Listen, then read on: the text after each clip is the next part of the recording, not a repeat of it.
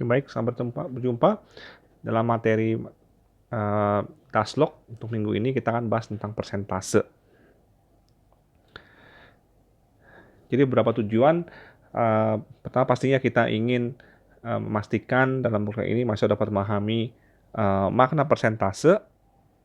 Yang kedua, mahasiswa juga dapat memahami penggunaan persentase dalam kehidupan sehari-hari dan dapat berhati-hati terkait dengan penyalahgunaan yang mungkin muncul dalam pemahaman atau konsep persentase ini. Kita lihat di sini makna dan notasi makna persentase. Di sini persen adalah per 100, yang artinya angka akan dibagi dengan 100. 3 notasi yang digunakan untuk menggambarkan persentase. Pertama tentunya dengan persentase itu sendiri, yaitu dengan simbol persen. Yang kedua nyatakan dengan pecahan, karena definisi adalah per 100, jadi kita bagi angka itu dengan 100, per 100. Yang ketiga, penulisan dengan desimal, yaitu di sini 0,47. Contoh di sini misalnya 813%, dalam notasi pecahan 813 dibagi oleh 100. Dan dalam pecahan tulislah 8,13. Jadi 3 notasi umum yang dipakai untuk menggambarkan persentase. Penggunaan persentase dapat dibagi dalam 3 segmen besar. Minimal dalam kehidupan sehari-hari, kita melihat persentase digunakan untuk menggambarkan bagian.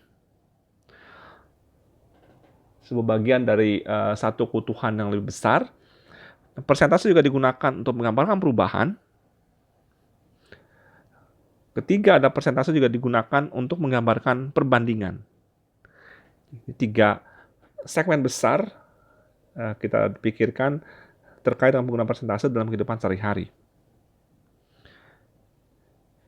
Kita lihat di sini penggunaan persentase dalam kehidupan sehari-hari. Kita melihat total karyawan percetakan sebuah koran media massa 13.000 orang, namun 2,6% terancam hilang pekerjaannya karena masih berstatus kontrak.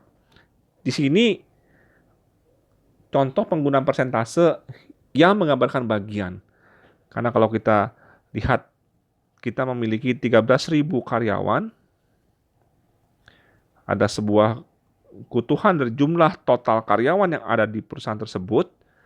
Namun di sini ada 2,6%, atau dalam notasi per 100 2,6 dibagi 100, atau dalam notasi desimal ditulis dengan 0,026.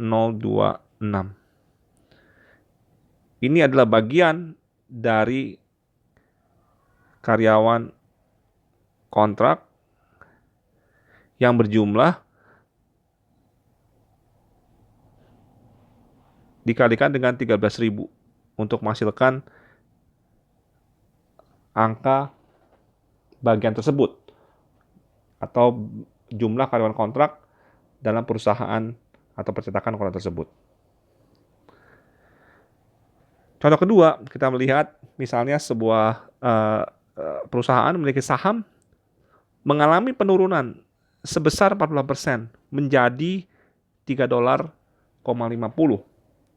Di sini statement ini menggambarkan memperlihatkan persentase yang menggambarkan perubahan. Jadi kalau kita lihat ada nilai saham awal, saya memiliki saham akhir,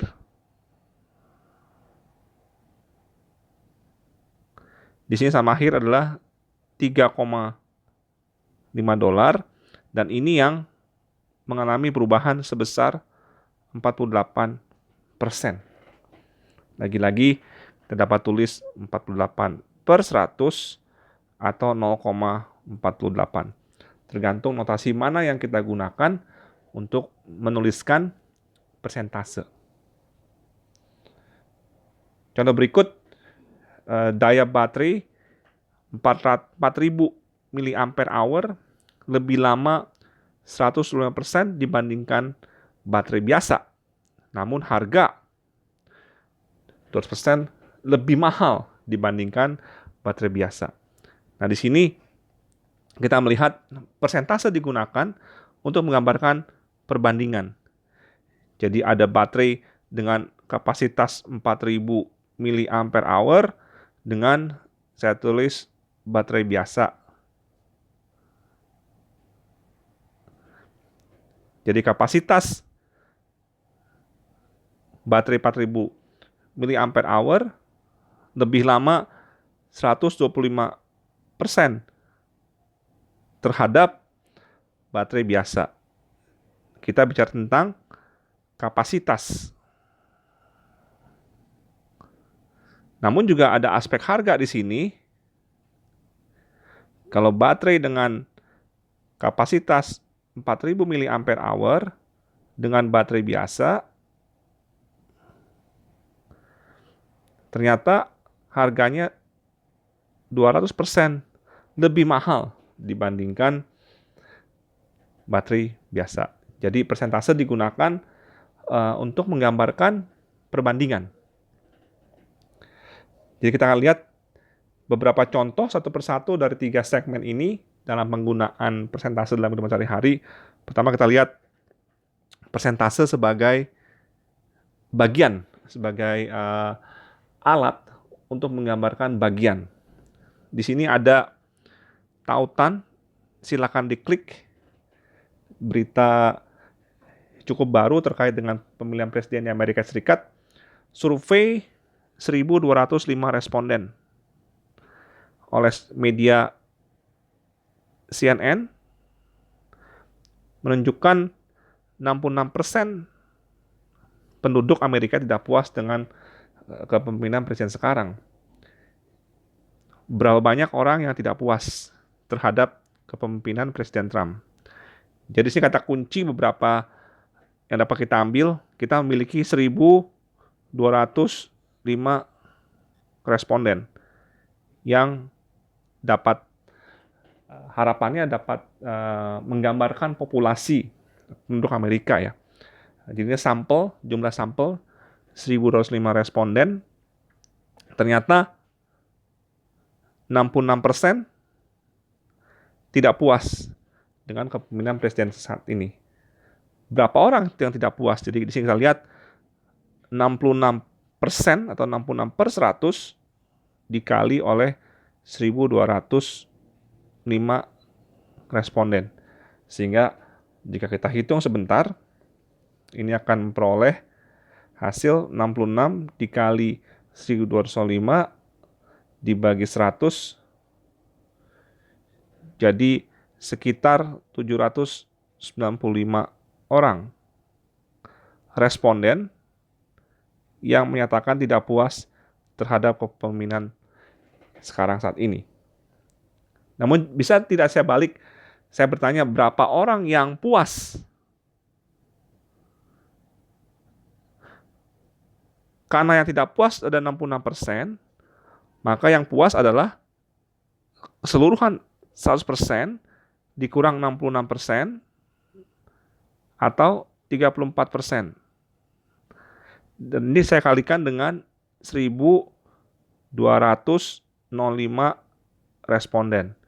Sehingga saya akan dapatkan 34 dikali 1.205 dibagi oleh 100. Sehingga saya dapatkan kurang lebih 409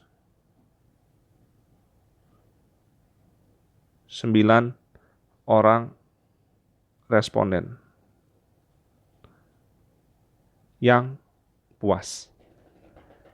Jadi itu caranya, atau bisa juga untuk bertanya yang puas, kita bisa langsung hitung jumlah responden 1.205 dikurang oleh 795. Dari mana 795 adalah angka orang yang tidak puas di sini, sehingga dapatkan angka yang di sini 410 ya, responden. Perbedaan satu orang ini karena pembulatan dalam perhitungan persentase. Ini contoh satu terkait dengan penggunaan persentase untuk menggambarkan bagian. Berikut 220 orang peserta seminar. Mengikuti sebuah seminar adalah berjenis kelamin laki-laki, pria, dari total 430 peserta yang hadir. Berapa persen jumlah peserta pria yang menghadiri seminar? Jadi kalau saya gambarkan, ini menggambarkan bagian, jadi secara keseluruhan ini adalah jumlah peserta yang berjumlah 430. Namun mungkin saya gambar di sini kira-kira 220 adalah pria. Sekarang pertanyaannya, berapa bagian atau berapa persen dari total peserta tersebut yang adalah pria? Jadi kita bisa hitung karena persentase menggambarkan bagian, jadi persentase adalah persentase pria 220 dibagi oleh 430. Kalau saya katakan dalam notasi pecahan, ini dapat ditulis sebagai 22/43. Atau kalau saya nyatakan dalam bentuk desimal, saya tuliskan dalam bentuk 0,51. Sekian, karena ini angka berulang, tidak bentuk tertutup. Atau kalau saya nyatakan dalam bentuk persentase, artinya saya hanya kalikan 0,51 ini dengan 100% atau 51%. Kira-kira seperti itu untuk menggambarkan bagian dalam menggunakan persentase. Berikut, persentase juga dapat digunakan, dari kita lihat di awal, untuk menggambarkan sebuah perubahan. Jadi perubahan tentunya kita melihat ada nilai awal yang bergerak atau berevolusi menjadi sebuah nilai akhir. Ada dua konsep utama yang kita gunakan dalam menggambarkan perubahan. Pertama adalah perubahan mutlak. Ini menggambarkan nilai dari perubahan itu sendiri yang dihitung dari nilai akhir dikurang nilai awal. Tentunya karena ini bentuk pengurangan, saya bisa mendapatkan tanda positif jika nilai akhir lebih dari nilai awal, dan saya dapat mendapatkan harga negatif jika nilai akhir kurang dari nilai awal. Yang kedua, yang pertama perubahan mutlak lebih menunjukkan nilai itu sendiri berapa. Yang kedua, perubahan relatif, ini yang masuk dalam bagian persentase atau persen yang tadi kita bahas di awal.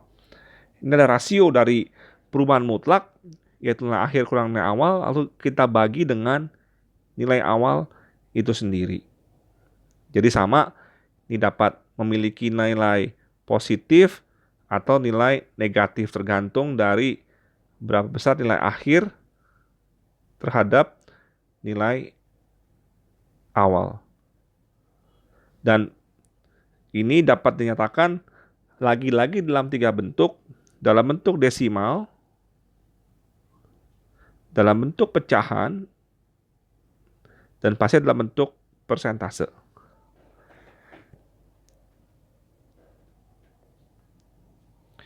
Contoh, gaji Andi naik dari 20 juta tahun 2010 menjadi 28 juta tahun 2013. Hitung perubahan mutlak dan perubahan relatif gaji Andi tersebut. Kita lihat di awal 2010, di akhir 2013. Jadi nilai gaji Andi bergerak dari 20 juta di 2010 menjadi 28 juta di 2013. Jadi kalau kita hitung perubahan mutlak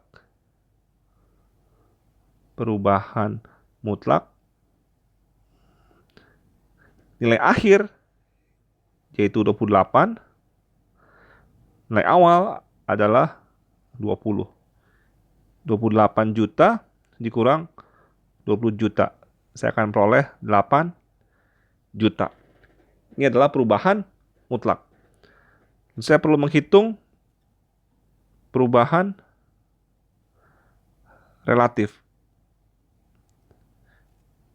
Di sini 8 juta dibagi oleh nilai awal, yaitu 20 juta. 3 notasi pastinya dalam bentuk pecahan, saya akan hitung 8/20, atau sama dengan bagi 4, 2/5.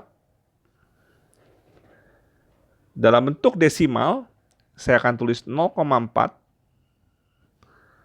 Dalam bentuk pecahan, angka desimal ini akan saya kalikan dengan 100%. 0,4 kali 100%, saya akan peroleh 40%.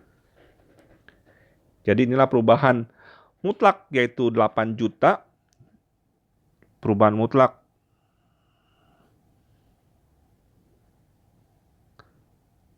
Rp8 juta. Perubahan relatif bisa nyatakan dalam 3 bagian. 2/5, 0,4, atau 40%. Jadi itu contoh pertama. Contoh kedua, tahun 2012 penduduk DKI adalah sekian. 2011 penduduk DKI hanya sekian.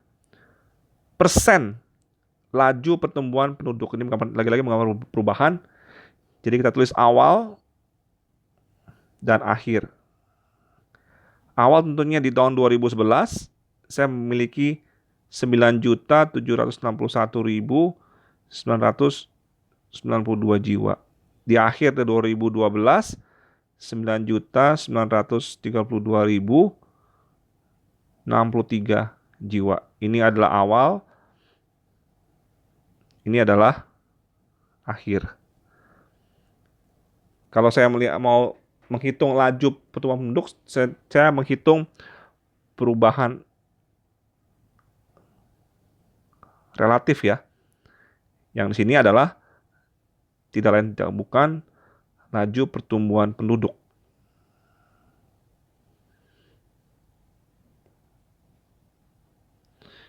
Di sini adalah saya mengurangkan nilai akhir dikurang nilai awal. Kita hitung sebentar.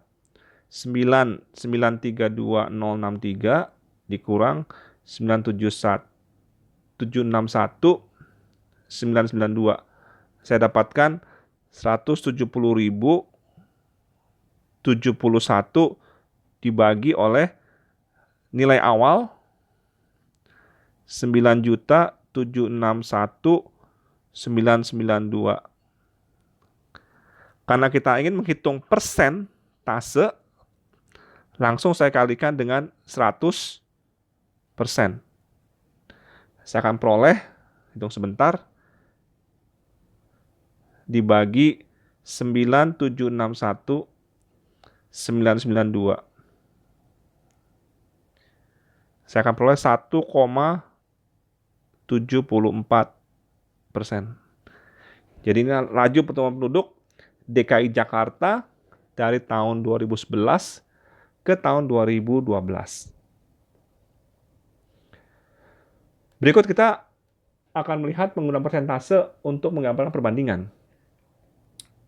Untuk perbandingan ini kita melihat ada sebuah nilai yang kita peroleh dari sebuah informasi ataupun sebuah perhitungan atau skema-skema lain. Nilai ini akan kita bandingkan dengan sebuah nilai referensi. Ini yang kita nyatakan atau kita lihat penggunaan persentase sebagai perbandingan, sebagai tools atau alat yang digunakan untuk menunjukkan perbandingan. Mirip seperti sebelumnya, waktu persentase digunakan untuk menggambarkan perubahan, ini kita juga mendefinisikan dua buah konsep. Yang pertama adalah perbedaan mutlak, yaitu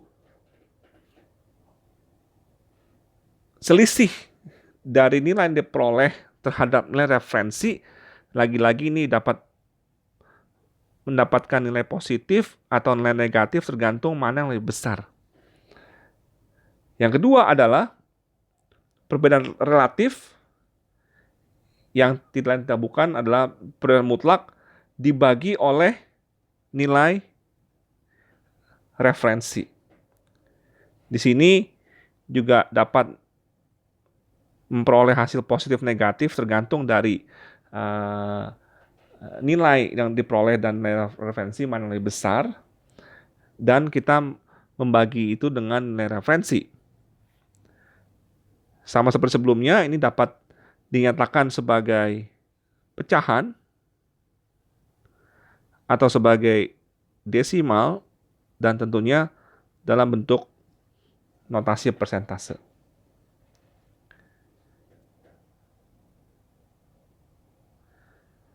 Contoh, bagaimana menggunakan persentase untuk menggambarkan konsep perbandingan.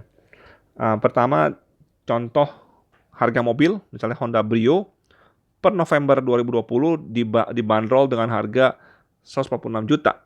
Sedangkan Daihatsu Ayla, kompetitor, dijual mulai dari harga 118 juta. Hitung perbedaan mutlak dan relatif untuk harga jual mobil tersebut. Tadi kita ingat di awal, di slide sebelumnya, kita memerlukan sebuah nilai referensi di sini. Di sini tidak disebutkan harga mobil apa yang dijadikan sebagai referensi. Jadi tidak masalah. Jadi kita memiliki dua pendekatan. Pertama, kita gunakan harga Honda Brio sebagai referensi, dan pendekatan kedua kita gunakan harga Daihatsu Ayla sebagai referensi. Jadi pertama kita lihat dulu. Kalau kita gunakan referensi sebagai yang kita gunakan adalah Honda Brio, maka nilai referensi kita adalah 100 referensi 146 juta. Kita bisa hitung perbedaan mutlak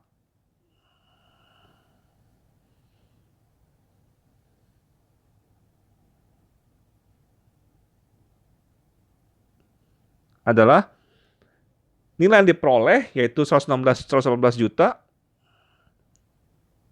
dikurang 146 juta.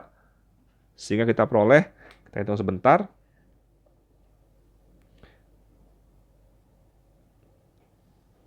minus 28 juta. Sedangkan perbedaan relatif adalah minus 28 dibagi oleh nilai referensi kita adalah harga Honda Brio, yaitu 146. Dikalikan 100%, kalau kita menggunakan notasi persentase, kita hitung 28 dibagi 146 dikali 100%. 19 minus 19,2%. Ini jika kita gunakan Honda Brio sebagai referensi kita. Bagaimana kalau kita gunakan Ayla sebagai referensi kita? Jadi saya tulis referensi adalah 118 juta. Kalau kita tuliskan perbedaan mutlak,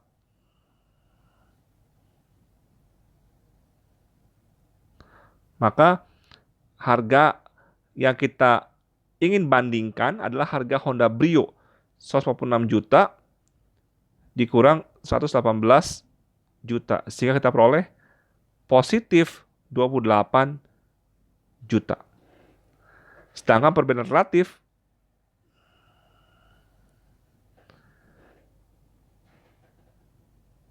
plus 28 juta dibagi sekarang oleh harga referensi, yaitu 118 juta. Kita gunakan persentase. Kita hitung sebentar. 28 dibagi oleh 118. Sehingga kita peroleh kali 100, 23,7%. Perlu diperhatikan, perbedaan mutlak hanya berbeda tanda. Nilainya sama, tapi tanda berbeda tergantung dari referensi mana digunakan. Namun, untuk perbedaan relatif, angkanya sama sekali berbeda. Tanda pasti berbeda, namun juga nilainya atau angkanya juga berbeda. Yang pertama ini 19,2% minus, yang ini adalah 23,7%. Ini dapat dipahami karena kita menggunakan nilai referensi yang berbeda sebagai penyebut. Jadi ini adalah penggunaan persentase sebagai perbandingan. Bentuk lain dari pernyataan untuk perbandingan, kita sudah lihat ada perbedaan mutlak dan perbedaan relatif yang sudah kita lihat sebelumnya di atas. Kita di sini melihat juga dapat menggunakan konsep rasio. Konsep rasio langsung menuliskan nilai yang diperoleh dibagi oleh nilai referensi, atau nilai yang kita ingin bandingkan dibagi oleh nilai referensi. Jadi sebagai rasio. Contoh, harga Honda Brio, lagi-lagi harga mobil per November adalah 146 juta untuk Honda Brio, sedangkan untuk Honda Civic dijual dengan 540 juta. Berapa rasio harga Honda Civic terhadap Honda Brio dan sebaliknya? Jadi kalau kita lihat terhadap Honda Brio, jadi kita akan menggunakan Honda Brio sebagai referensi. Jadi kalau kita bicara tentang rasio harga Honda Civic terhadap Honda Brio, jadi kita tulis Civic terhadap Brio dikali 100%. Kita akan peroleh 540 juta dibagi oleh 146 dikali 100%. Kita peroleh, kita hitung sebentar. 540 dibagi oleh 146 dikali 100%. Jadi 369,9%. Sedangkan kalau kita menggunakan referensi kita Honda Civic, jadi rasio adalah Brio terhadap Civic dikali 100%. Kita hitung 146 dibagi 540 dikali 100%. Kita akan peroleh 146 dibagi 540 dikali 100%. 27,04%. Jadi jika kita gunakan referensi Honda Brio, kita dapat menyatakan atau memverbalkan rasio ini adalah Honda Civic ternyata 369,9% lebih mahal dibandingkan Brio. Ini salah satu cara untuk menyampaikan hasil perhitungan rasio kita.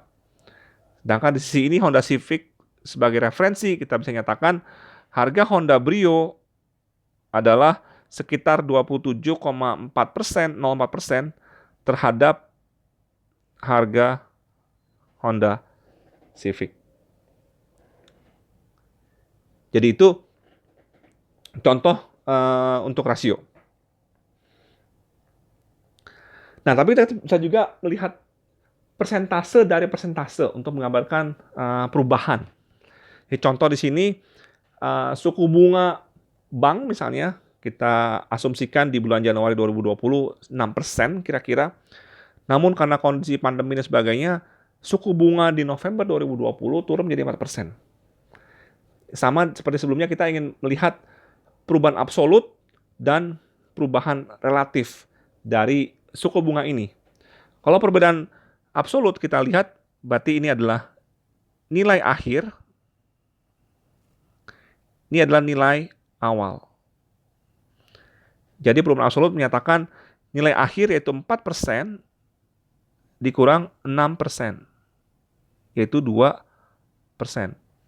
Artinya apa?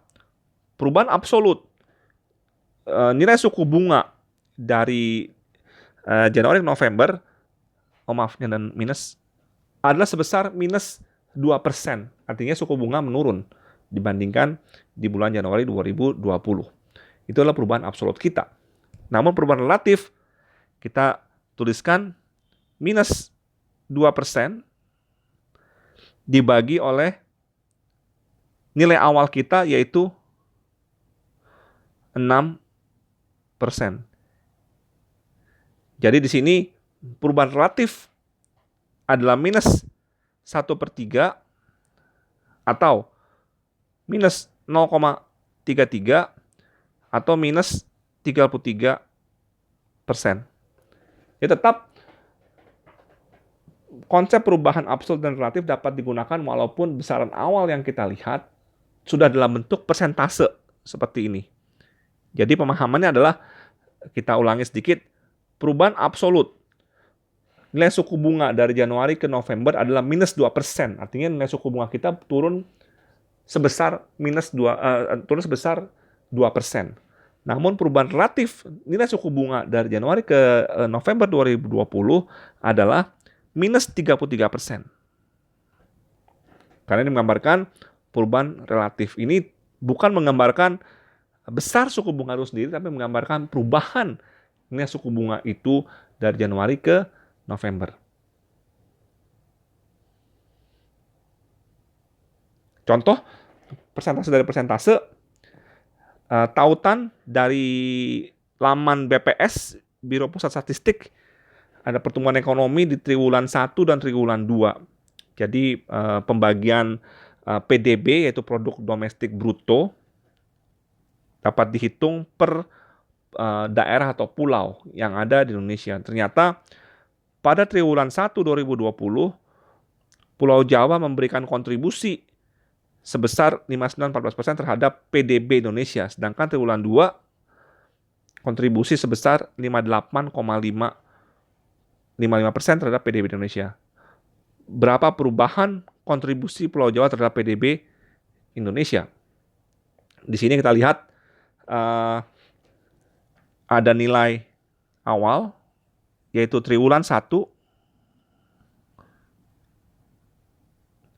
kontribusi Pulau Jawa sebesar 59,14%.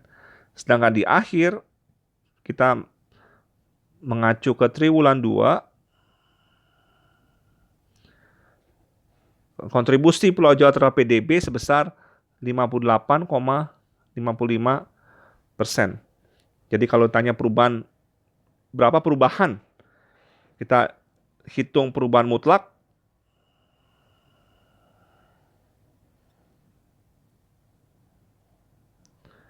adalah 58,55% dikurang 59,14%.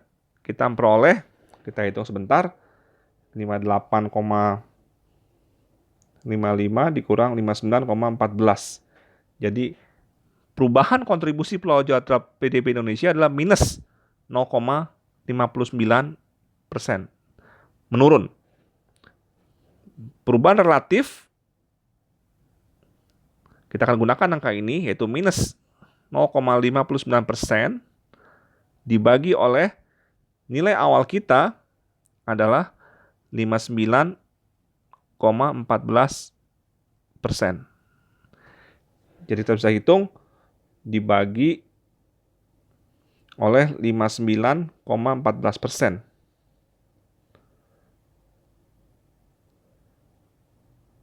Sehingga kita memperoleh harga hampir 1%. Saya tuliskan minus 0,997%. Jadi ini adalah contoh perubahan, yang dalam hal ini kita ambil persentase dari persentase. Jadi nilai awal yang kita gunakan sudah dalam bentuk persen, namun kita dapat tetap menghitung perubahan dalam persentase yang menggambarkan perubahan nilai awal terhadap nilai akhir.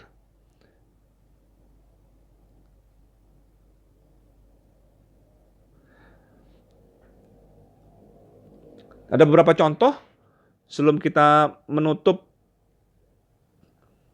materi kita. Contoh pertama, kita beli baju seharga 150.000 sebelum pajak, dengan pajak lokal 5%, berapa harga yang harus kita bayarkan. Jadi tentunya kita membeli sebuah baju dengan harga Rp175.000,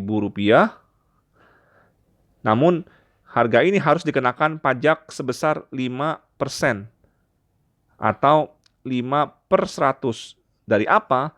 Dari harga baju tersebut, yaitu sebesar Rp175.000. Jadi berapakah harga totalnya? Tentunya harga awal ditambahkan oleh harga pajak yang harus kita bayar. Jadi dengan cepat kita dapat menghitung di sini 175.000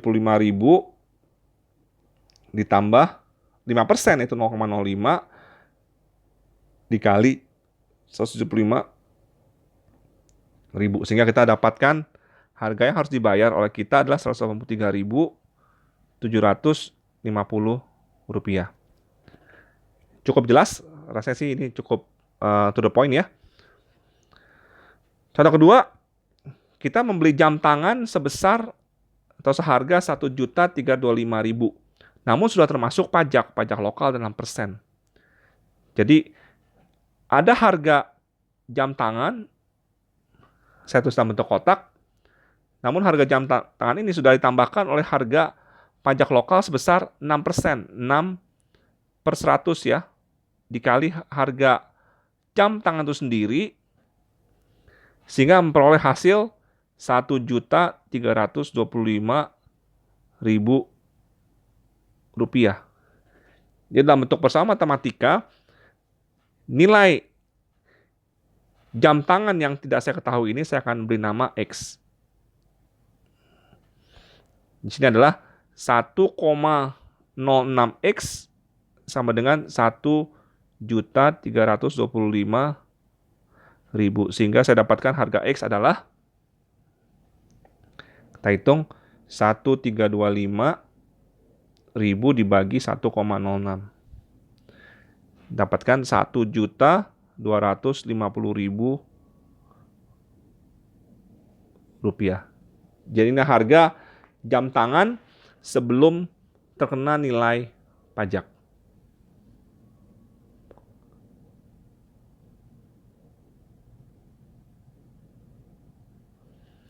Berikut, ini penting kita ingin melihat, membaca terkait dengan penyalahgunaan persentase dalam beberapa kasus ya. Pertama yang perlu dipahami adalah angka persentase walaupun sama besarnya tidak menjamin nilai yang sama. Ini contoh yang kita bisa kerjakan di sini. Situasi pandemi COVID-19, tentunya banyak perusahaan mengalami kerugian. Anda sebagai karyawan mengalami pemotongan gaji sebesar 10%. Jadi gaji Anda dipotong sebesar 10%. Namun perusahaan berjanji untuk memberikan kenaikan gaji sebesar 10% setelah kondisi keuangan membaik. Pertanyaannya, apakah gaji Anda sama sebelum dan setelah penyesuaian? Diperhatikan, angka 10% adalah angka yang sama di sini. Namun yang perlu juga diingat atau dipahami lebih lanjut, apakah nilai akhir gaji Anda sama sebelum dan setelah penyesuaian, walaupun sama-sama dijanjikan 10%. Jadi kita membuat sebuah asumsi di sini. Misalnya di sini tidak disebutkan angka gaji berapa, kita anggap UMR sekitar 4,2, supaya gampang kita sebut gaji Anda adalah 5 juta rupiah. Karena perusahaan merugi, akibat COVID-19, gaji Anda dipotong, sehingga gaji Anda yang diperoleh hanya tinggal 95% ya. Kalau dipotong 5%, 10%, dipotong 10%, maka gaji Anda yang terima hanya tinggal 90% ya. Jadi 90% dari 5 juta. Sehingga akan memperoleh nilai 4,5 juta rupiah. Ini gaji yang akan Anda terima sekarang setelah pemotongan 10% akibat COVID. Namun perusahaan janjinya gaji Anda akan dinaikkan sebesar 10% jika kondisi membaik. Asumsi di Januari 2021 kondisi membaik sehingga gaji Anda akan dinaikkan 10% seperti janji perusahaan. Namun perlu diperhatikan, gaji Anda sekarang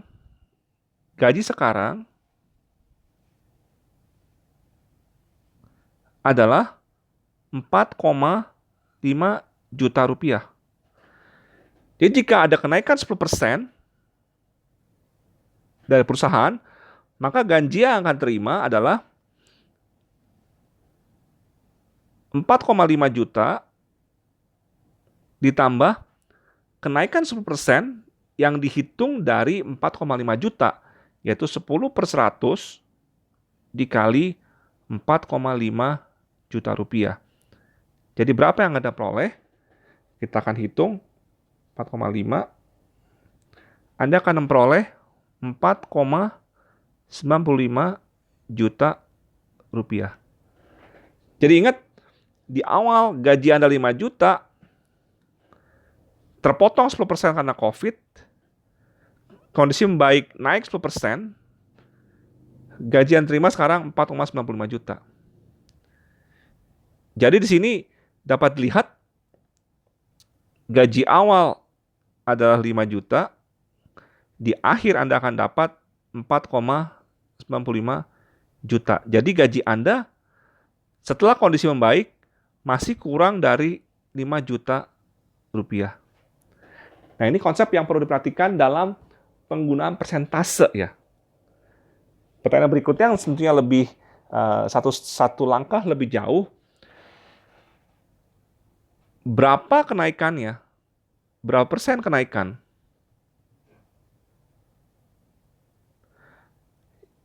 Yang harus diberikan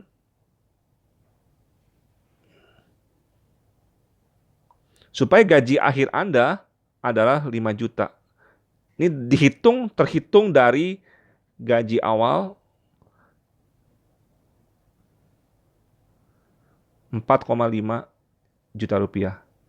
Jadi ini yang harus diperhatikan dalam pemahaman tentang persentase. Walaupun sama-sama 10% yang disampaikan, ternyata gaji awal Anda tidak akan sama dengan gaji akhir. Itu satu konsep tentang penyalahgunaan persentase dalam kehidupan sehari-hari. Contoh kedua, Anda beli sepatu,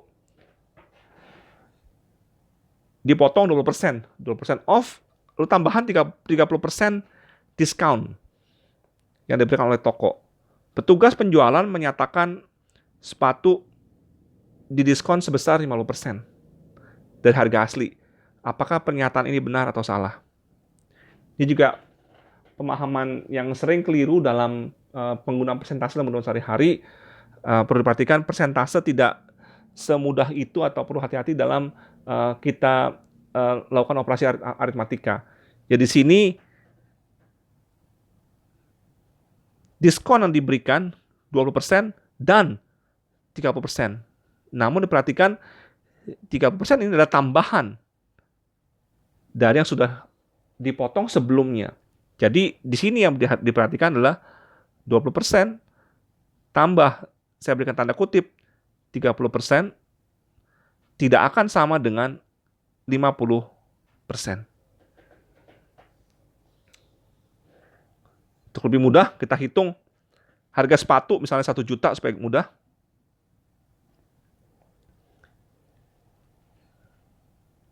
dipotong 20%, jadi harga sepatu yang Anda harus bayar adalah 80% atau 80/100 dari 1 juta, sehingga akan memperoleh 800.000. Namun toko juga menyampaikan tambahan 30% dari harga yang sudah didiskon, yaitu harga 800.000, bukan dari 1 juta. Jadi, karena dipotong 30%, maka harga yang harus dibayar adalah 70%. 70% dari 800.000. Di sini adalah kita hitung 70 dibagi 100 dikali 800. Jadi adalah 560.000 rupiah. Ini adalah harga yang harus Anda bayar di kasir. Perhatikan apa yang terjadi jika kita lakukan langsung pemotongan 50%. Harga 1 juta, jika langsung dipotong 50%, maka harga yang harus Anda bayar adalah 50% dari 1 juta, yaitu 500.000. Perhatikan, dua angka ini adalah tidak sama.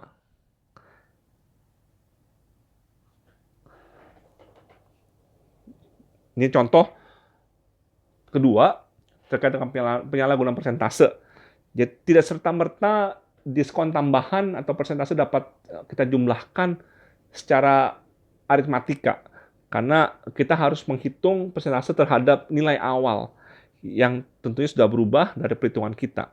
Ini contoh yang konkret dalam memahami hal itu.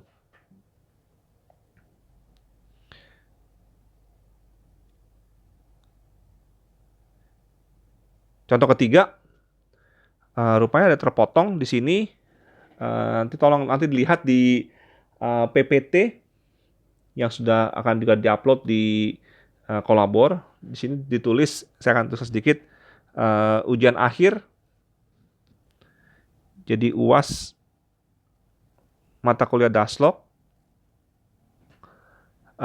Poinnya adalah ada 40 butir soal.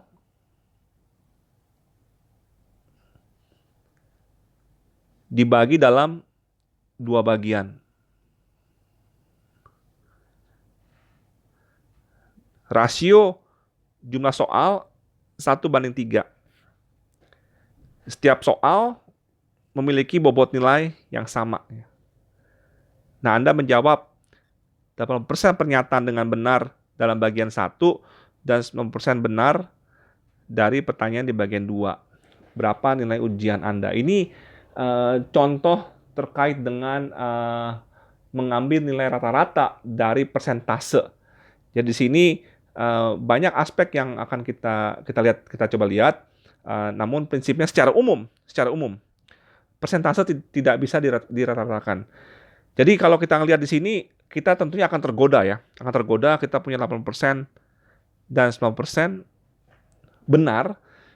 Kita langsung berpikir kita akan langsung rata-ratakan saja 8% ditambah 90% langsung dibagi 2. Jadi kita tergoda untuk langsung menyimpulkan kalau nilai ujian kita adalah 85% dari maksimal 100 pastinya ya. Namun ini tidak selalu benar. Ini yang harus hati-hati dalam analisis, karena ini menyangkut terkait dengan jumlah soal dan juga bobot nilai. Jadi kita coba lakukan analisis. Apa yang kita ketahui? Ada 40 butir soal. Bobot sama untuk setiap soal. Jadi soal nomor 1 sampai nomor 40 memiliki nilai yang sama, yaitu 1 misalnya. Dan ada bagian penting yang juga kita perlu lihat. Ada rasio bagian 1 dan bagian 2.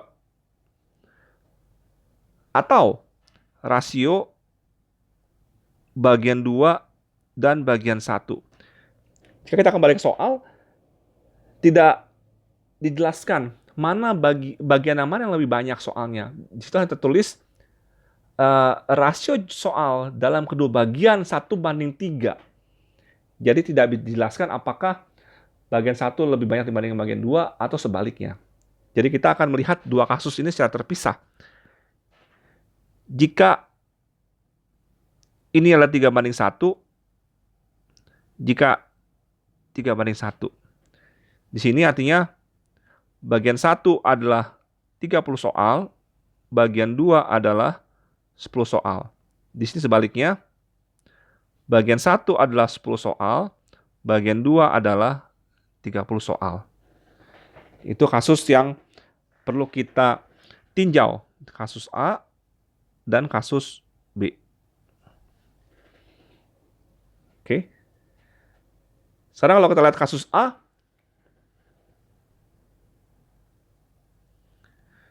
soal bagian 1 ada 30, soal bagian 2 ada 10.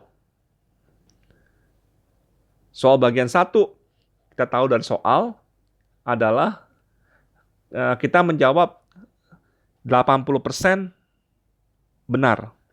Berarti jumlah soal yang kita kerjakan secara benar adalah 80% dikali 30, yaitu 24 soal benar.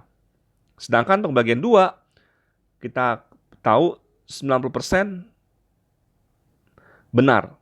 Dikalikan 10, sehingga kita memperoleh 9 soal yang benar.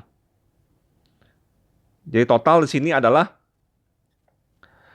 kita memperoleh dua bagian, 1 dan 2, kita mendapatkan 24 ditambah 9, yaitu 33 soal benar. Jika setiap soal asumsinya adalah bobot setiap soal adalah sama, maka nilai kita adalah 33 dibagi 40 dikali 100%. Yaitu kita hitung 33 dibagi 40 dikali 100%. Itu 82,5%. Sekarang bagaimana kasus kedua, kasus B? Soal 1, 10. Soal 2 adalah 30. Bagian 2, 30. Jadi 80% dari 10 kita memperoleh 8. 90% dari 30 kita memperoleh 27. Di sini kita memperoleh 38 ditambah 27 sama dengan 35. Jadi nilai yang kita peroleh 35 dibagi 40 dikali 100%. Di sini kita hitung 35 dibagi 40 dikali 100% adalah 87,5%. Jadi perhatikan, dengan kondisi seperti ini, nilai yang saya peroleh 82,5% atau 87,5%. Dan dua-duanya tidak sama dengan 85%, yang merupakan rata-rata dari 80% dan 90%. Kenapa bisa terjadi hal ini? Pertama, kita mesti perhatikan jumlah soal. Maaf, saya tulis. Kita mesti perhatikan jumlah soal yang mungkin bisa berbeda tiap bagian. Yang kedua, seluruh diskusi ini akan berubah jika bobot tiap bagian juga tidak sama. Di sini kita cukup sederhana. Untuk contoh yang diberikan, kita menyatakan bobot tiap soal adalah sama. Jadi kalau semua benar, 40 butir soal benar, saya akan peroleh 40 dibagi 40 dikali 100, maka nilai saya 100%. Namun tentunya dua hal ini menjadi hal yang penting diperhatikan dalam kita menghitung atau menyatakan persentase dalam sebuah permasalahan yang tentunya akan berkaitan dengan kehidupan sehari-hari kita. Jadi mudah-mudahan di sini cukup jelas materi tentang persentase. Terima kasih, kita lanjut untuk minggu depan untuk materi yang berikutnya. Terima kasih.